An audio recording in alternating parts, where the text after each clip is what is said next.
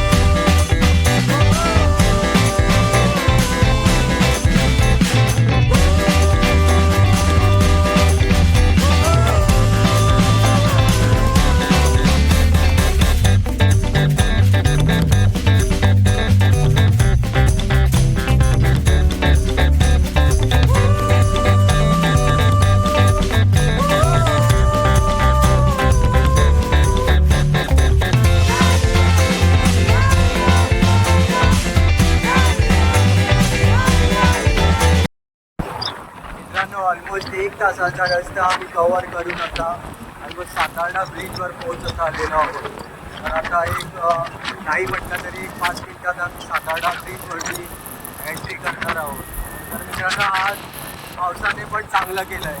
रात्री भरपूर पाऊस पडला होता, त्या हिशोबाने मला वाटत होतं की आज पण पाऊस असणार आहे. तर ही देवाचीच कृपा अशी म्हणायची की आज पाऊस नाही आहे, एकदम ऊन पडलेला आहे.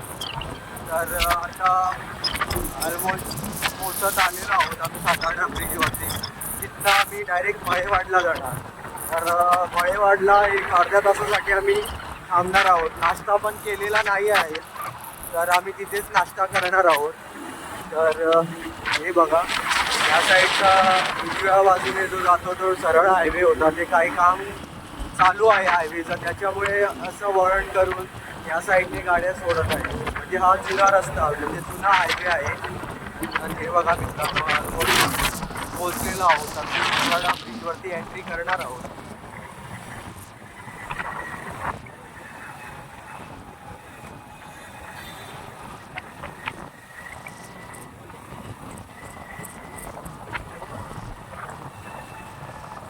सातारा ब्रिज.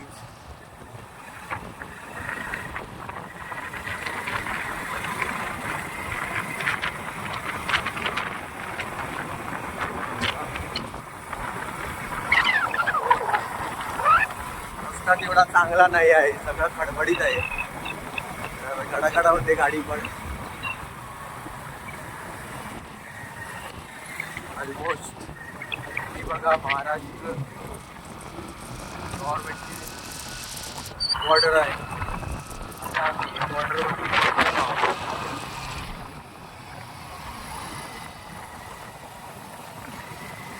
आता आम्ही बॉर्डर पण क्रॉस करून पुढे जात आहोत. तर थोड्या वेळात आम्ही मळेवाड इथे पोहोचणार आहे. तर ऑलमोस्ट आता आम्ही मळेवाडला पोहोचलेलो आहोत. तर हे बघा, सावंतवाडी 18, शिरोडा 8 आणि किरणपाटी 10 किलोमीटर. तर आम्हाला शिरोड्याला जायचं आहे. तर आम्ही डाव्या बाजूने थोड्या वेळात वळणार आहे. तर इकडे आम्ही नाही म्हटलं तरी अर्धा तास थांबणार आहे. ऑलरेडी मी बोललेलो आहोत. तर इथे हे बघा, खाली सगळे स्टॉल्स आहेत या साईडने. डाव्या बाजूने सरळ गाडी सरळ घेत होते, सरळ पोहोचली. बरी आहे बरे असता, फुल हांगा ग्रीनरी असता मरे. तर मित्रांनो आमचं ऑलरेडी आता चहा वगैरे घेऊन झालेली आहे, तर ते सगळं मी शूट केलेलं नाही. तर आता पुढच्या प्रवासाला आम्ही सुरुवात पण केली आहे. तर आता आम्ही चाललोय श्री विठोबा मंदिरामध्ये. आता हाच रस्ता आहे. आता फुल ग्रीन जाता आता थोड्या आणि 1 महिन्यात हांगा फुल ग्रीन जाता. म्हणजे पाऊस नाही तो सध्या स्टार्ट झाले खूप पावसाचे. किती म्हणटा असता रे पावसात चड जाता.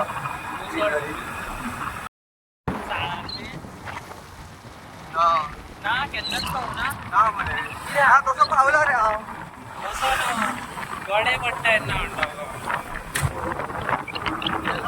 गड्यांक गेला गड्यान गेला उडून गेला मरे गेला ना त्यान पयलीं हांव गेल्लो रे.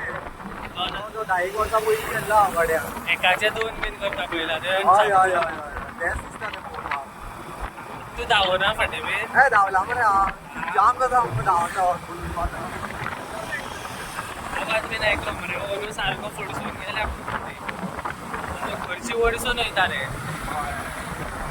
मित्रांनो ऑलरेडी आता आम्ही शिरोड्यात पोहोचलेलो आहोत.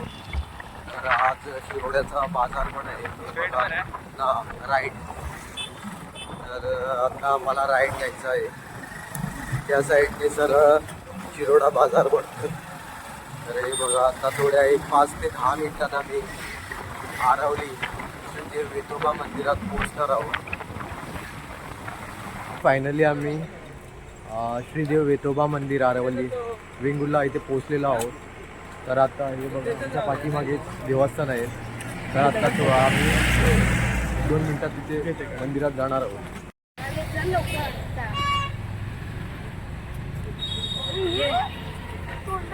नाव सांगा. माझं नाव विनायक कृष्णा रद्दी आरवली राहणार आरवली. हां श्रीदेव विठोबाचे ठाण्यात हां मी केळ्याचा व्यापार करतो. हां हां केळी विकण्याचा धंदा माझा आहे. हां जवळजवळ 15-20 वर्ष मी इकडे आहे. आणि जर तुम्हाला यायचे देवाची प्रत्येक दाखवायची असेल होय म्हणजे माहिती देतो. हां हां हा शंकराचा अवतार हां वेतोबा आरवली गावचा वेतोबा. या तुमच्या नवसाला तुम्ही काही अंगवलं तर तो तुमच्या नवसाला पावतो.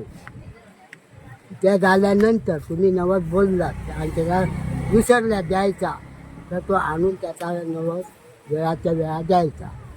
हां ठीक. आणि मला सांगा वाढदिवस केव्हा असतो. एप्रिल मे महिन्यात मे महिन्यात वाढदिवस आणि डिसेंबरात जत्रा जत्रा असते. मोठी जत्रा डिसेंबरमध्ये. हो डिसेंबर. कळलं. आणि आता असं पावसात पावसाळ्यात लोक येतात कारण काय रजेचे दिवस आहे ना सध्या त्याच्यामुळे लोक गर्दी असते खूप गर्दी असते ना. आणि जत्रेला मोठे हे लागतात दुकानांना. अच्छा. आणि जे नवस वगैरे करतात बघ नवस करतात ते फेडायचं म्हणजे कसं काय. असं आहे तुमचं आता बघा नवीन काहीतरी बोललात हां नवस हां हां तुमचं कामात जाऊच्यासाठी किंवा मुलाबाळा चांगली होच्यासाठी जर तुम्ही नवस दिल्यात नवस बोलल्यात आता हा नवस मी तुला देतो माझ्या मुलाबाळांना समाधान दे.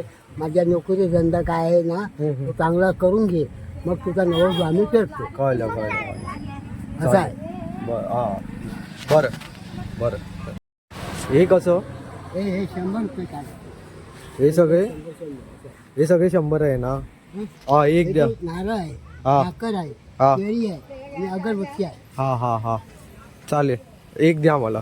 आणि ते आणखी एक दे. एक द्या. बरोबर. तुम्ही घर आणलेला टोटल जोडी आणलेला की तुम्ही त्या टायमात दिल्यानंतर तुमचं काम झाल्यानंतर नवस करू चालेल. कळलं. रवला ना हां तर हां तुम्हाला त्याचा जरा त्रास होईल. हां नवस फेडायचा राहिला तर राहिला तर तुम्हाला त्रास होईल. ते तुमचा स्वप्नात एकदा सांगतो. हां आपण नवस राहिला तर काय करतो हां त्या गरज आला तर मला तो जाऊन भारतात खूप कधी जिथल्या आल्यानंतर नवस करतो कळलं. असं सांगायला पाहिजे. चालेल. बरं काका. हां हो, बरं येतो. जाऊया. हां चालेल. तर मित्रांनो आम्ही ऑलरेडी देवासाठी ताट घेतलेलं आहे. तर आता आम्ही मंदिरात प्रवेश करतो आहे. तर मी आणि आता राहुल आम्ही 2 व्हीलरने चाललेलो आहोत. जास्त किलोमीटर नाही आहे गोव्यातून, ऑलमोस्ट 60 किलोमीटर काहीतरी दाखवते नॅव्हिगेशनवरती. तर हे बघा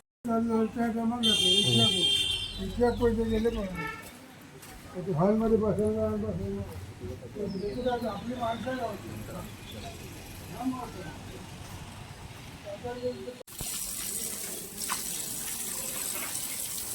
श्री देव वेतोबा मंदिर हे कोकणातील अत्यंत प्रसिद्ध आणि जागृत देवस्थानापैकी एक मानले जाते.